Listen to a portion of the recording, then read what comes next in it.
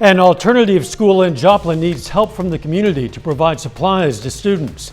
Plus, why some people are concerned about a planned tiny community for Joplin's homeless population. And a federal judge hands down his ruling in a lawsuit over a vaccine mandate for Oklahoma's National Guard. The 4 states' most watched news starts now. Students of the Roy S. Wood Alternative School in Joplin are in need of some extra supplies after many items were distributed ahead of Christmas Day. This is KOAM News at 10. Economic Security partners with the Alternative School to do case management with at-risk youth and their families. Students are given access to a variety of resources and items, things like food and clothing, a place to do laundry and take showers. Case manager also helps students find housing and jobs. She says junior high and high school age students can often be overlooked when it comes to the kind of help they need.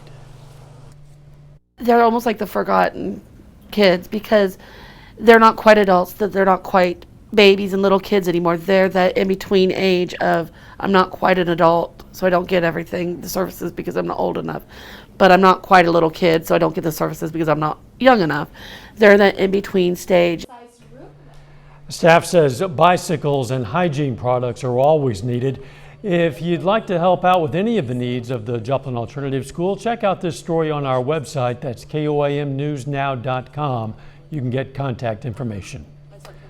Weather's going to be nice for a while, but some changes down the road. Doug Heddy. Yeah, some big changes moving in by the time we head into the weekend. Until then, we're pretty status quo, but we do have a lot of clouds, a lot of moisture out there tonight, so we are going to have some patchy fog. So watch out for that if you're going to be on the roadways. 50 is where we topped out.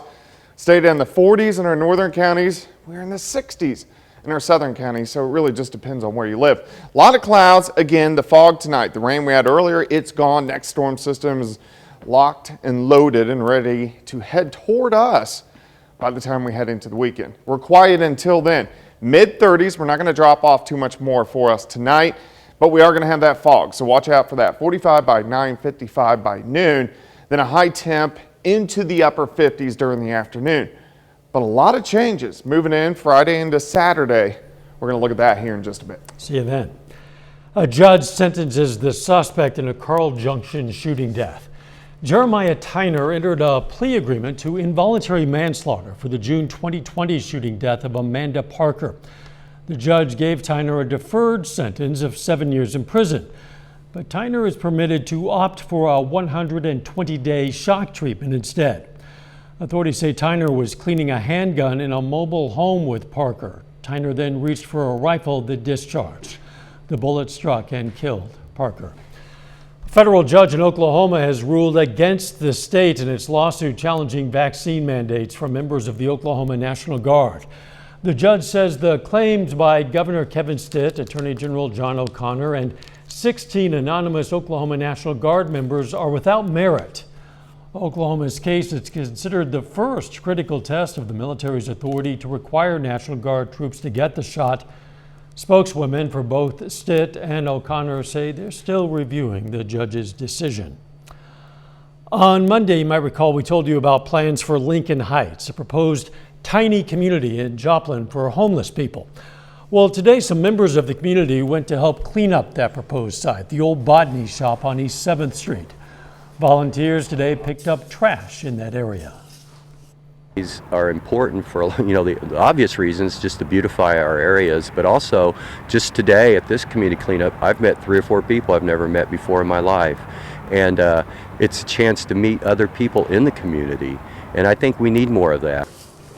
Now, there is some opposition to the Lincoln Heights plans. One person against it is Ted Johnson, the owner of the Flip Shop. The proposed housing for Lincoln Heights would be right behind his shop, and Johnson is concerned about it not staying clean and possibly attracting criminals. Well, my concern is that they're going to keep it clean over there and everything, and about if they're going to patrol like they're supposed to be patrolling everything and what's coming in, and where they're going to build them at. We on the north side of the bridge here, and we'll make sure to keep it clean as possible. We see them come through, they leave trash, and paperwork everywhere, their clothes everywhere and stuff, and I'm concerned about that. The group behind the project has 6 months to access the land and show improvement. New Year's Eve is this Friday. It's a day that sees a spike in drunk driving accidents every year. To help lower the risk, Metro Towing is offering rides home free of charge. The company says it'll offer the rides within a 15-mile radius of Neosho, Joplin, and Springfield. Coming up, the jury in the trial of longtime Jeffrey Epstein associate Ghislaine Maxwell hands down its verdict. Plus, looking back at the top political stories of 2021, from the attack on the Capitol to challenges against Roe v. Wade. Jurors in the Ghislaine Maxwell sex trafficking trial deliberated for 5 full days before finding Maxwell guilty on all but one count. Reporter Michael George has the latest from New York. The jury in the case against Ghislaine Maxwell convicted her on 5 of the 6 counts she faced in the closely watched sex trafficking trial. That includes the most serious charge, the grooming and trafficking of young girls. Maxwell faces up to 65 years in a federal prison. We firmly believe in Ghislaine's innocence. Obviously, we are very disappointed with the verdict. We have already started working on the appeal, and we are confident that she will be vindicated. The British socialite was accused of luring teenage girls to be sexually abused by her former millionaire boyfriend and convicted sex offender Jeffrey Epstein. In 2019, Epstein died by what officials ruled a suicide in a Manhattan jail cell as he awaited trial. 4 accusers testified that Maxwell witnessed them being abused by Epstein, arranged their travel, and even instructed them how to give Epstein massages. Some of the accusers were as young as 14 at the time. 2 said Maxwell herself groped them. Maxwell didn't testify in her own defense. She told the court she didn't need to because the prosecution failed to prove its case beyond a reasonable doubt. This is a great day for these women to feel vindicated. And of course, a terrible day for Ghislaine Maxwell because she will have to face many, many years in prison. A sentencing date was not immediately set, and Maxwell still faces trial on 2 counts of perjury. Michael George, CBS News, New York. The jury found Maxwell not guilty on count 2, enticing a minor to travel with intent to engage in illegal sex acts. If you've returned or are planning to return a holiday gift this year, you are not alone. Returns processor Optoro says 2 out of 3 shoppers are likely to return at least one present. In total, more than $120 billion worth of goods are expected to be returned now through the end of January. But all these returns are costing retailers. Optoro estimates stores will spend 59% more this year than last year on returned gifts. The latest home price index is a big boost for people looking to sell their homes. According to the S&P CoreLogic Case-Shiller National Home Price Index, home prices saw double-digit growth in October. The index reports national home prices rose more than 19% between this year and last year. It's the 4th highest level since tracking began. 2021 brought in a new Democratic president and Congress, big off-year state election wins, a major attack on the nation's seat of democracy, and the most consequential challenge to abortion rights in decades. Natalie Brand is in Washington with a look back at the year's biggest political stories.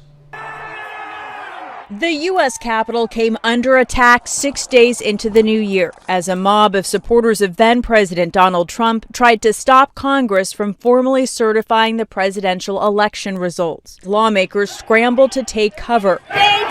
Many hours later, calm was restored and lawmakers finished their job. The Capitol was on lockdown for weeks before and after Inauguration Day. In the place of crowds, thousands of flags honoring the lives lost to the pandemic lined the National Mall when Joe Biden was sworn in as the 46th President of the United States. I, Joseph Robinette Biden Jr., do solemnly swear. So help me God. Kamala Harris made history as the first woman and first Black and Asian American to become vice president. Former President Trump broke decades of tradition by skipping the inauguration. We will be back in some form. Weeks later, the U.S. Senate voted to acquit the former president on a charge of inciting the January 6th assault, ending his second impeachment trial. President Biden got his first legislative win less than 2 months into his term. Congress passed the American Rescue Plan COVID relief bill in a party line vote, aided by 2 new Democratic senators from Georgia. In November, he had a bipartisan win, signing a long-awaited physical infrastructure bill into law. But his massive social spending and climate bill is stuck in the Senate, weighed down by party infighting, while partisan divisions held back attempts to push through voting rights, police reform, and immigration legislation. The landmark 1973 Roe v. Wade Supreme Court decision legalizing abortion hangs in the balance, with the Supreme Court set to rule by next summer on a Mississippi law that bans the procedure after 15 weeks of pregnancy. The High Court declined to block a Texas state law allowing citizens to sue anyone who facilitates an abortion after about 6 weeks of pregnancy, while challenges continue in lower courts. California Governor Gavin Newsom invoked the Texas abortion law in his campaign as he successfully fought off a recall election in his state. New Jersey's Democratic Governor Phil Murphy narrowly won another term. But Republican Glenn Youngkin's big gubernatorial win in Virginia has some Democrats on edge heading into the 2022 midterm elections. Natalie Brandt, CBS News, Washington. In 2021, overdose deaths reached a record high. 3 COVID-19 vaccines became widely available in the U.S., but it was the deadliest year in the pandemic. We look back at the biggest health stories of the year tomorrow evening on KOAM News at 5. A little bit later tonight, an area church hosts a camp for students before school starts up again in the new year.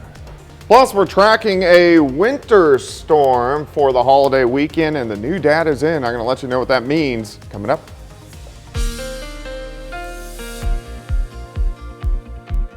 Well, we got some rain showers out there again today, like yesterday, late morning into the early afternoon hours, and then just clouds, kind of chilly for us today, but we're going to focus on our next storm system.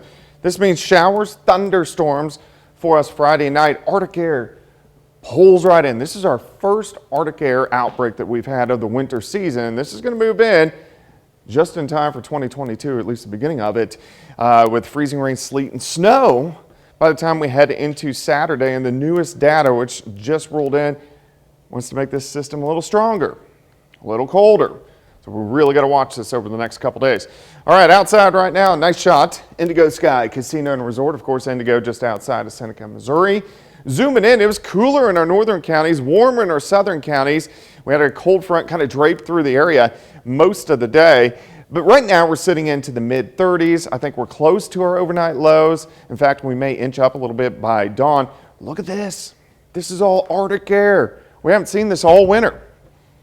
And it wants to come for a visit by the time we head into the weekend, and it's going to slide right in as we go into Saturday and Sunday. 7th and Rangeline.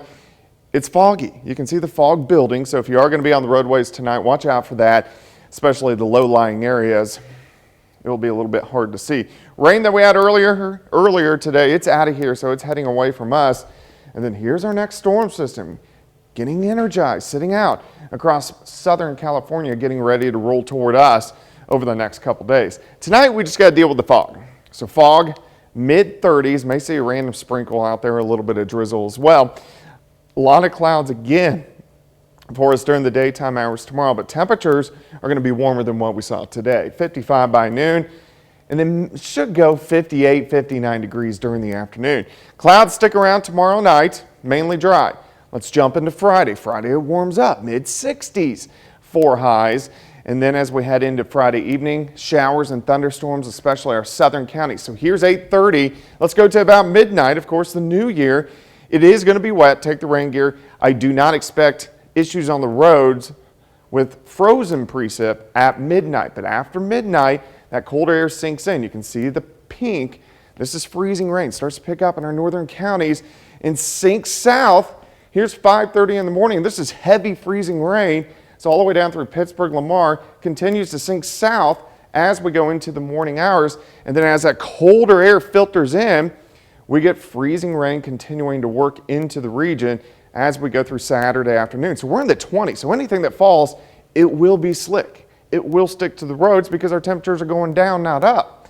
So we have freezing rain, sleet, and then we get a band of snow on the backside, then just kind of snow showers and flurries. Now, we may have to adjust this tomorrow. I want to actually pull this a little farther south now, but most of the ice along and north of I-44, and we could pick up a quarter to half an inch, which that's going to cause some issues on the roadway. So a lot to watch next couple days. Kind of exciting. I kind of like it. 59 for us tomorrow, 65 Friday, 20 Saturday. And if we do get that ice, that 9 is too warm. Oh. We'll go lower than that. Stop it. Yeah. You think this is exciting? Oh, I think it's a great time. It not only might make roads slick, power lines can. I know. Tree limbs. We got to watch that too. Yeah. It's not exciting to me, Douglas. Thanks. Hey, school's starting up again for a lot of area students next week, but some kids are getting in some last-minute winter break fun. Crossroads Baptist Church in Girard is hosting a winter vacation Bible school. The event features activities like games, skits, Bible lessons, and arts and crafts.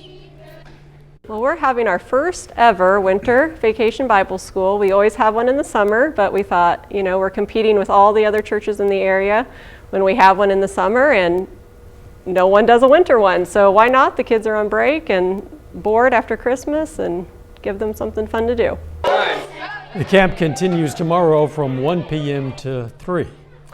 Still ahead, the Oklahoma Sooners hit the field against Oregon in the Alamo Bowl, and a Pitt State freshman posts her first career double-double in the team's win over Tabor. Jacob Leonard has that and more next.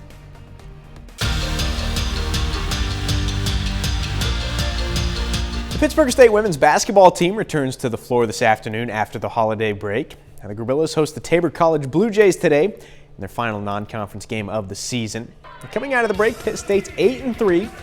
Including 4-2 in the MIAA. Early on, check out senior Erin Davis. Creates her own shot here. She scores 6 in the first half. Then Jenna Shipley. Nice footwork, good patience. She scores. Then on the break, Shipley scoops it off to Corinna Gerber. 10 points, 10 rebounds for Gerber. Her first career double-double. Gorillas up 11 at the break. In the second half, Sydney Crane. Nice no-look pass to Davis for the finish. Crane steps out moments later, hits the corner 3. 10 points tonight for Sydney Crane. Sticking around in the third quarter, Jamie Jackson driving and the foul. She goes for 11 points and 4 assists. Into the third, Emma Martin scored the final 5 points of the quarter. Corner 3 there, she finishes with 8. Gorillas get 5 in double figures. They roll tonight 86-53.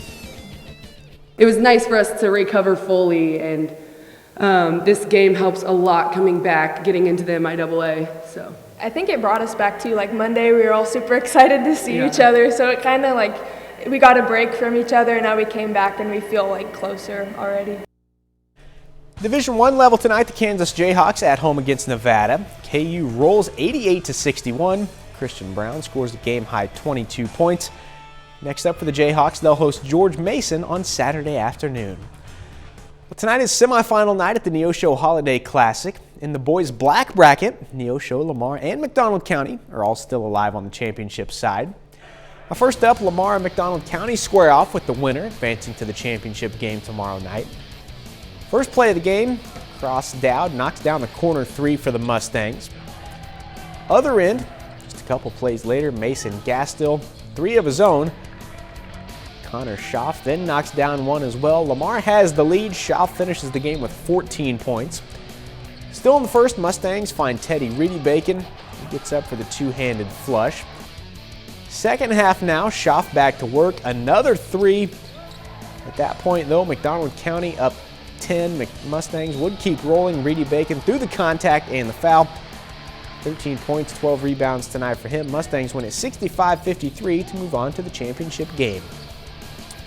Other semifinal now, tournament host Neosho faces Huntsville for a spot in the title game.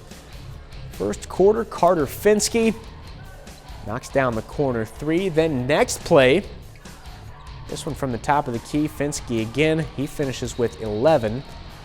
Later in the half, Caden Waters drives through traffic. Tough finish. He gets 21. Huntsville, though, good early. Mason Davidson knocks it down. Neosho down 1 at half, down 6 going to the fourth. But it's not over. Brock Franklin hits the 3 in the corner in the fourth. Then another pull-up jumper. Check this out. Neosho outscores Huntsville 24-0 in the fourth. The Wildcats earn a spot in the championship 62-44. Girls bracket, just one local team in the championship side. That's Neosho. They face North Kansas City in the semifinals. Hornets take down the Wildcats 39-17, so Neosho will play for third place tomorrow afternoon. Tonight's the final night of the football season for the Oklahoma Sooners. Sooners face Oregon in the Alamo Bowl in a top 20 matchup. And this game actually still going. Oklahoma leads at 30-11 early in the third quarter. Caleb Williams has thrown for 2 touchdowns for Oklahoma. Kennedy Brooks has 127 yards and 2 touchdowns on the ground. That's it for sports. We're back with more news after this. Take a moment to recognize a local World War II veteran. Seaman's Mate 3rd Class Doyle Powell served in the South Pacific in the engine room of the USS Stratford. His hometown, Riverton, Kansas. And we're proud to salute Seaman's Mate 3rd Class Doyle Powell, a 4-state hero. On Christmas Day, someone left a zipped-up duffel bag on the counter of a Quick Trip store in Tulsa. In that bag were 5 puppies. So a worker at the store contacted the Tulsa Police Department. But the story has a happy ending. Look at this. 4 of the officers have responded. Each adopted 1 puppy. A worker at the Quick Trip adopted the 5th puppy. Some cute little guys. So you get to go to good homes. Yeah, and I'll bet they have Christmas-like names, found on Christmas. Oh, sure. It's a good idea. Little Noel, Tinsel. Who knows? Tinsel. Okay, the weather. It looks okay tonight. We are going to have some patchy fog, so watch out for that. 59 tomorrow, 65 on Friday. Of course, we're watching this winter storm system by the weekend. Final sports note. The Neosho boys face the McDonald County boys tomorrow night at 6:30 at Neosho High School in the Holiday Classic Championship. Thanks for joining us. Don't forget the morning show, 5 a.m. Let's make it a great tomorrow.